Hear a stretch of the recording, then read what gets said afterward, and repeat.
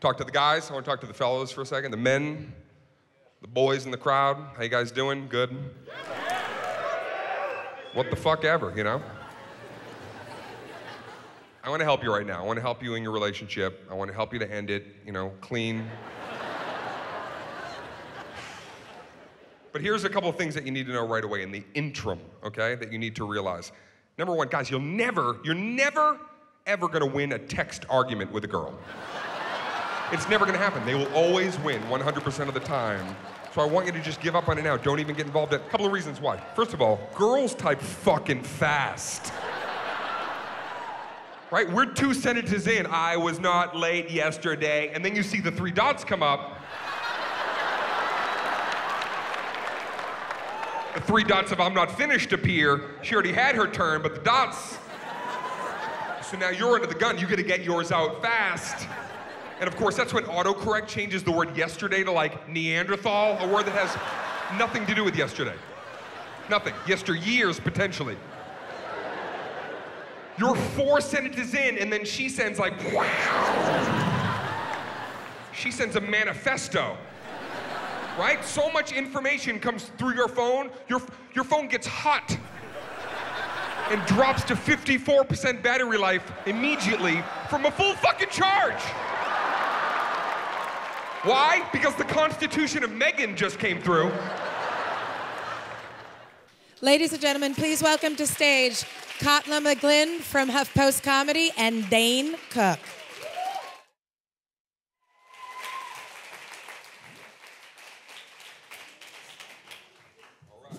It's getting serious. I just unbuttoned. Here we go. How are you? Good. How are you? I feel so very far away from you. I know. It's okay. Hi, everybody. So you were just saying about that clip that now that you were the director of this special, you were able to keep some jokes in that maybe didn't exactly get the response that you thought it would get. Yeah, that's the cool part about directing yourself, at least finally when you're in the edit bay and, you know, normally you get that opinion from somebody when you do a special with, you know, another partner where they're like, I don't know if this one quite made the cut. You know, now you're standing there just still fighting for it in the edit. Like somebody at home is going to think that's very, very funny. Yesteryears, come on. So other than the fact that you directed this yourself, it's been a few years since your last special came out. You say 50? No, it's been few. 50 years. I had no idea that I've been languishing in this business for as long as I have. World's oldest stand-up comic. But so other than that, like, what's something that's different about this set versus your past work? I mean, a lot. You know, just my approach to stand-up comedy. It's, you know, this is my 24th year doing stand-up comedy for the people, and smattering of applause. That always makes you feel good. I'm sorry, you couldn't put your computers down for a moment to. What's different is it's always, you know, life perspective, things that are happening in and around your world finally trickle into the routine. And 2 things that I really wanted to, you know, see in this special more than anything was kind of like modern take on relationship, you know, tech and the way we communicate. That was the clip that you just saw there. And I thought it was really important for me to talk about that because somebody who's, you know, going through those things and having had relationships where now it's like, you know, you have to be able to, you know, I had gotten into a fight with my last girlfriend. I said, I really want to be on Tinder. And she was like, no, but we're in a relationship. I was like, I know, but I'm a comedian and I need that app for, like, you know. This is for research. Yeah, I need to find the humor in it. So I did actually join Tinder. And if you're on Tinder, it's really me. Nobody believes it's me. And then you can, it's amazing. You can kind of like, you can change in the settings. You know, you can put like from 18, you know, the age 18 to, I like that you're all pretending you have no idea. No, we're not on there, Dane. We're not salacious at all. We are all elitist, upstanding citizens. And so you can change the settings 18 to, I think 44 is the cutoff. Basically, you're dead after 44. Tinder's basically let you know if you're over 44, you are just a walking bag of bones. And so I changed the settings from 18 to 19. And then I put the distance, because you can change the distance. I changed the distance of how far I could meet people to 50 feet. Okay. So basically like teenage babysitters in your building. That is, again, it's all part of the routine But it was, again, really just, I don't know, to me it was really interesting to talk about relationships in tech, and so a lot of that's in there. So you shot this a year ago, about a year ago, in Vegas. 44 years ago, I actually shot this, my 50. The time keeps getting longer. Did you feel kind of like you were gambling on yourself a little bit? I know you put your own money up for this special. Oh, I like that you did that, Vegas, gambling on yourself. I see that. I did. You know, I grew up with my pop growing up was one of those guys that was always really adamant about doing things on your own. Basically, he was all about failing on your own.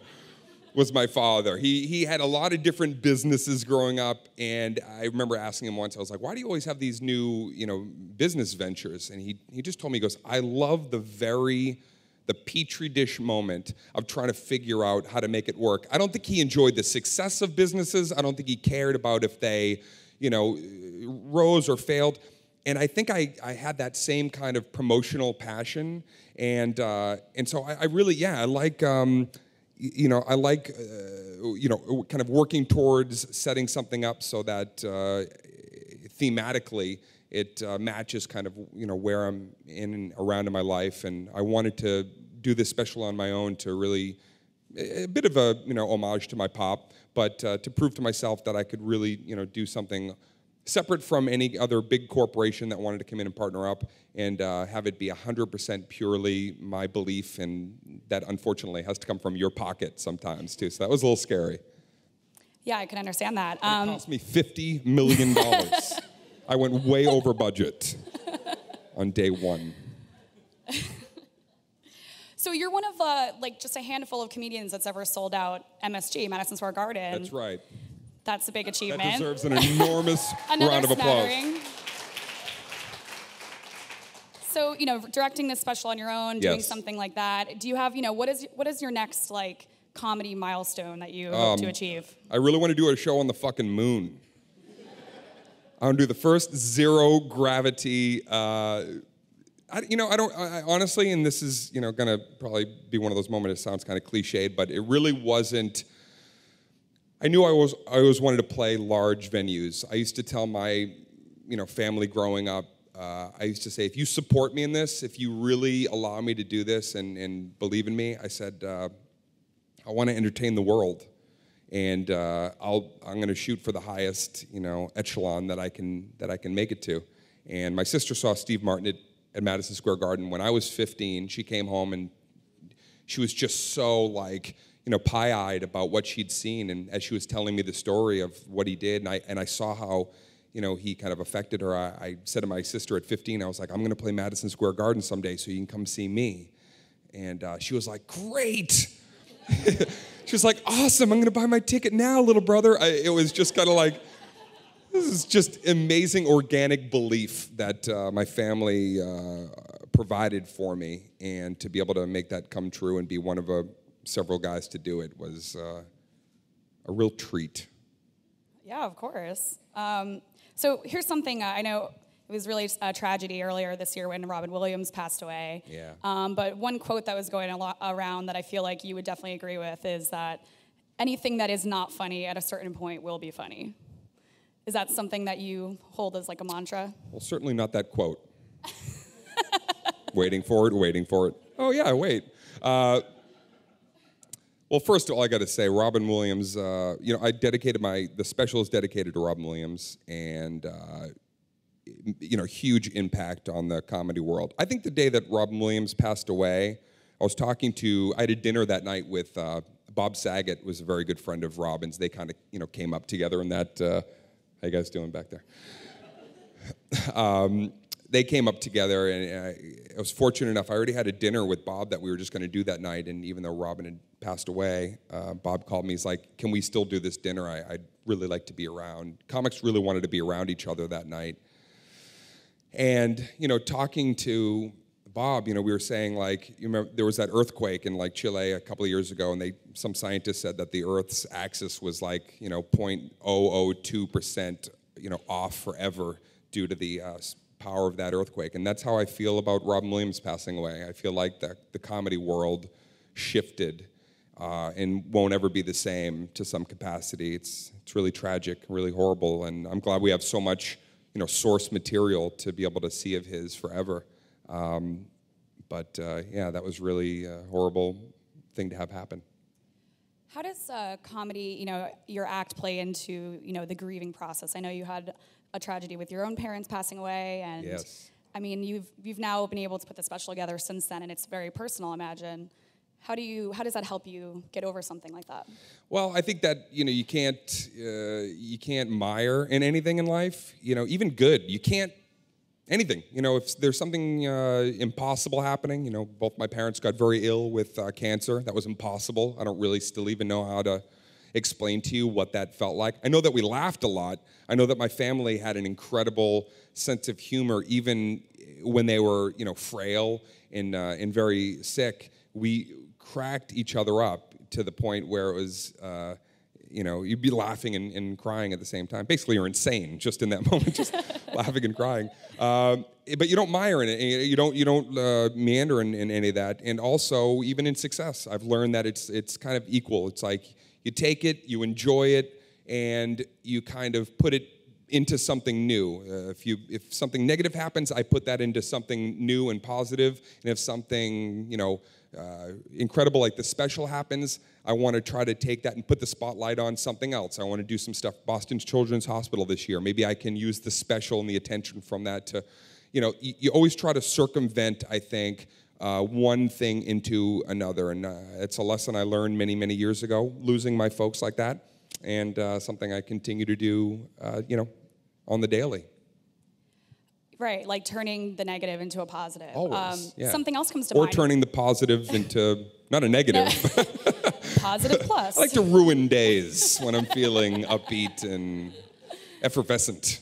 No, it's honestly, it's just, it's not taking anything too seriously. I know that sounds a little strange when you're talking about like heavy situations, but life goes on and you have to make the most of whatever you got. There's so many strange twists and turns in a life and a career. I can tell you in 24 years, some unbelievable, uncanny moments that I could never have planned. And so I just take it in, enjoy it for what it is, try to get a picture while I'm there, and then done, and on to the next one.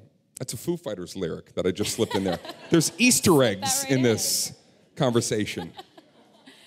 So one of my favorite things that you've done in recent years is season 2 of Louie.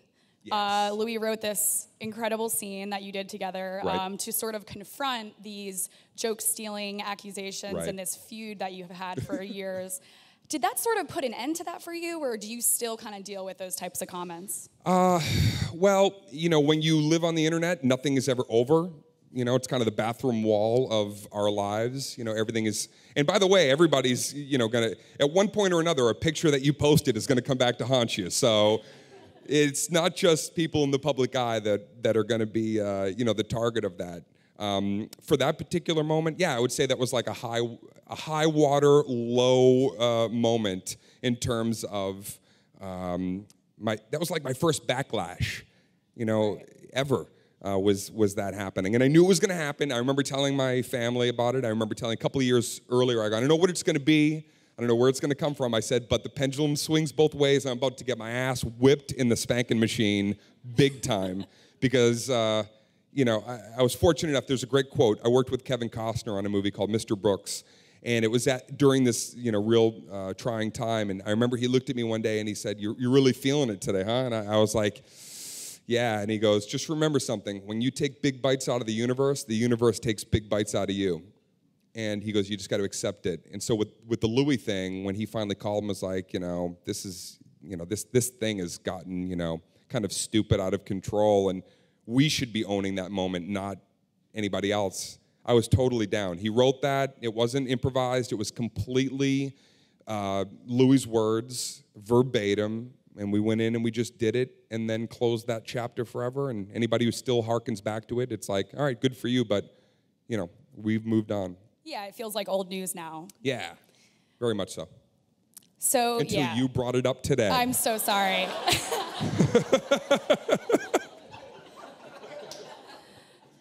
All right, we're going to have this side of the room shift. You guys get to sit over there now.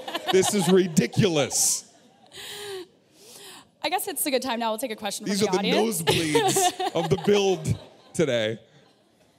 Yeah, let's open it up. So we're going to open it up. All right. Does anyone have any questions? All right, here we go. There's a microphone. Somebody can step right up. Anybody have a question for me? I'll ask a question to myself if nobody has a question. I'll kick things off if I haven't already. Kick it. Do it. So I know Dave Chappelle famously complained about people running up to him and saying like "Rick James, bitch" in front of his family and him in public.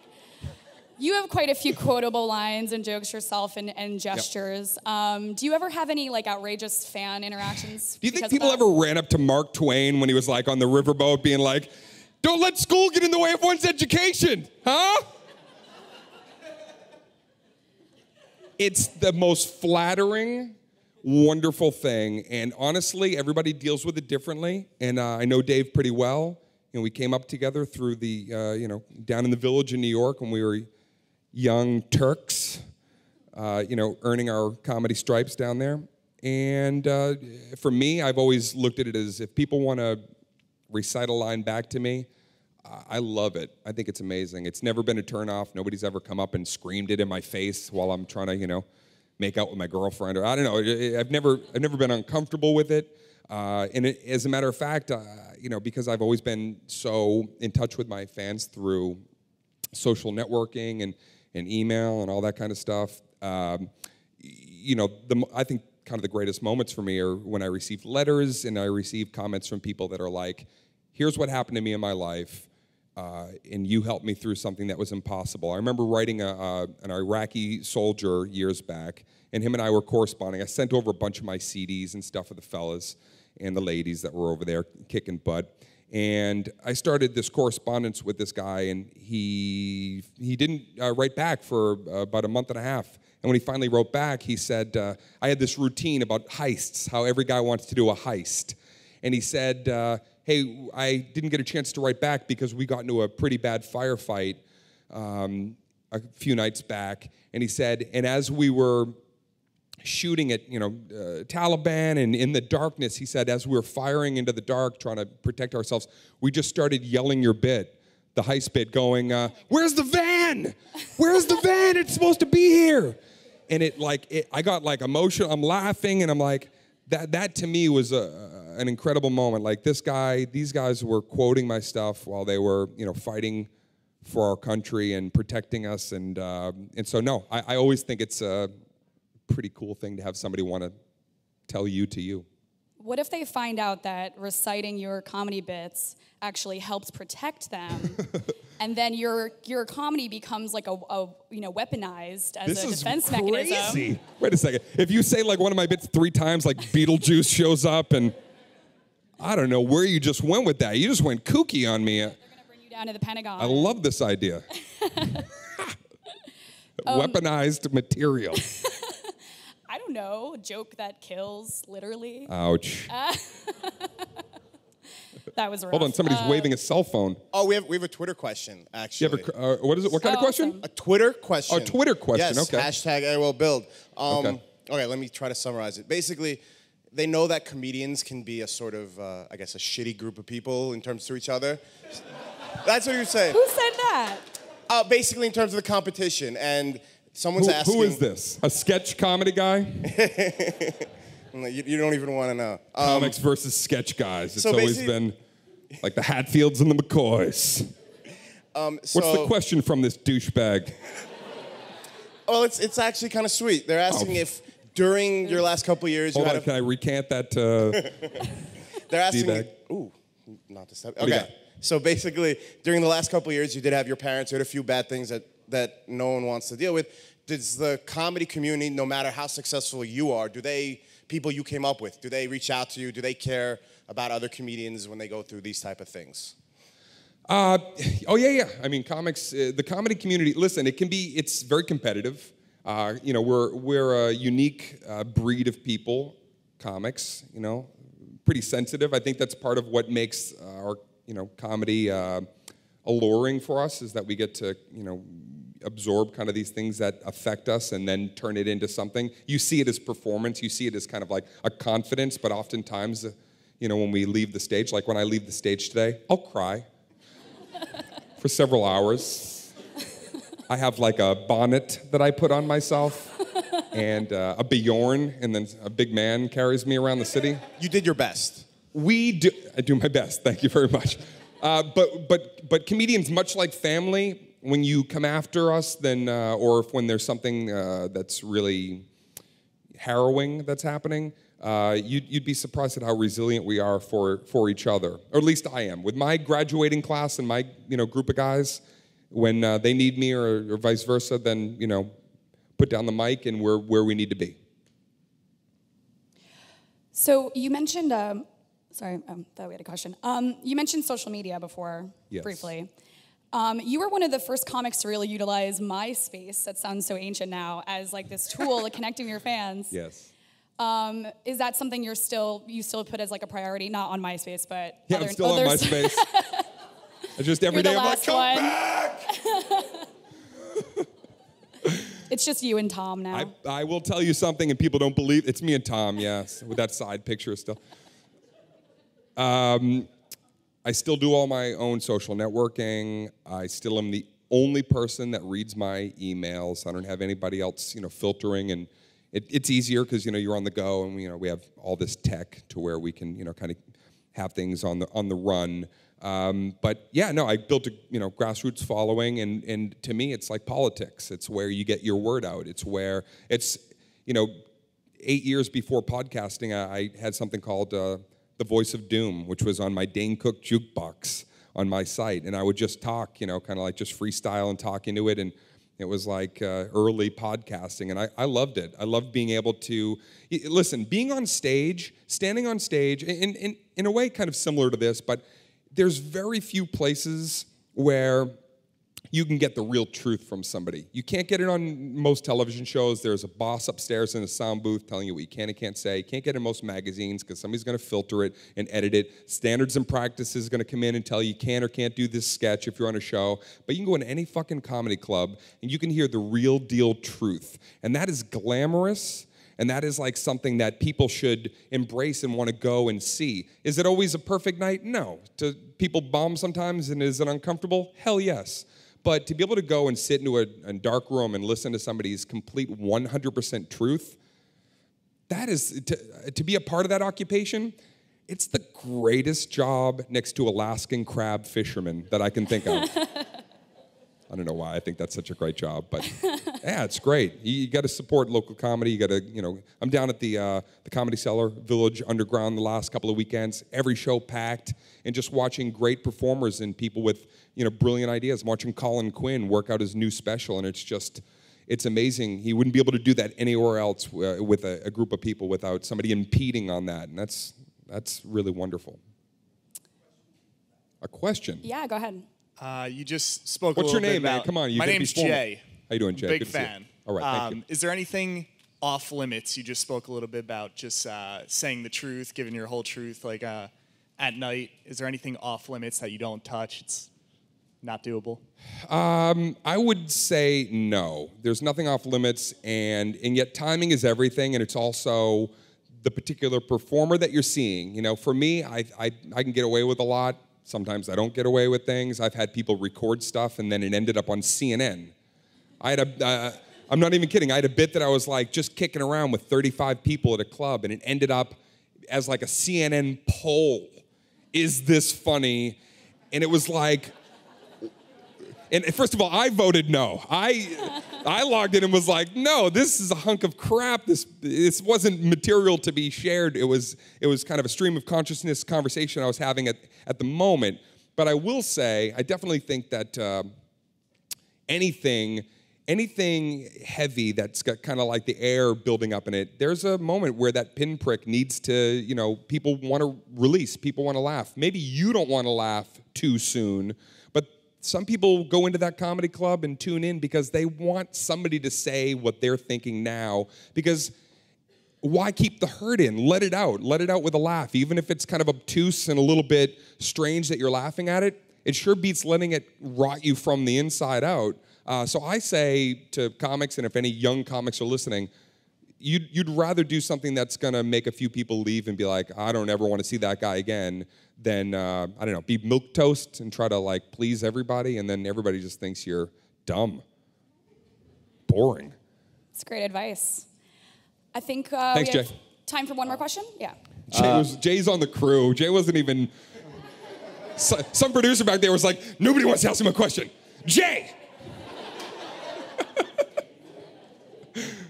Hey, Mr. Cook. How are you, man? Mr. Cook? Yeah. No. No, please, call me by my Twitter handle, @Dane Cook.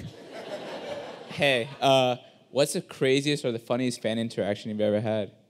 The craziest and funniest? Yeah. Craziest I cannot talk about here. Nothing's off limits.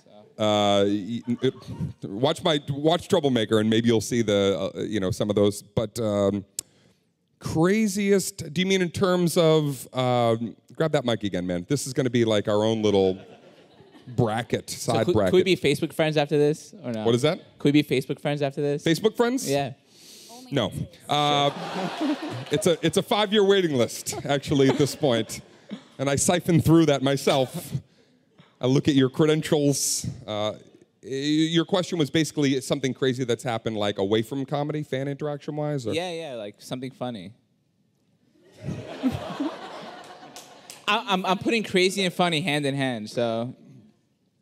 Funny, crazy fan interaction. Well, I did have, one time I was signing boobs after a show. And yeah, there was a time during this tour, and I must have had a routine where I said something about signing breasts. And by the way, it's Breast Cancer Awareness Month. So make sure you do the work. So anyway, I was signing breasts, and they just wouldn't, they kept coming. They were, I was doing like a meet and greet, and one after the other, boobs were just, flying at me.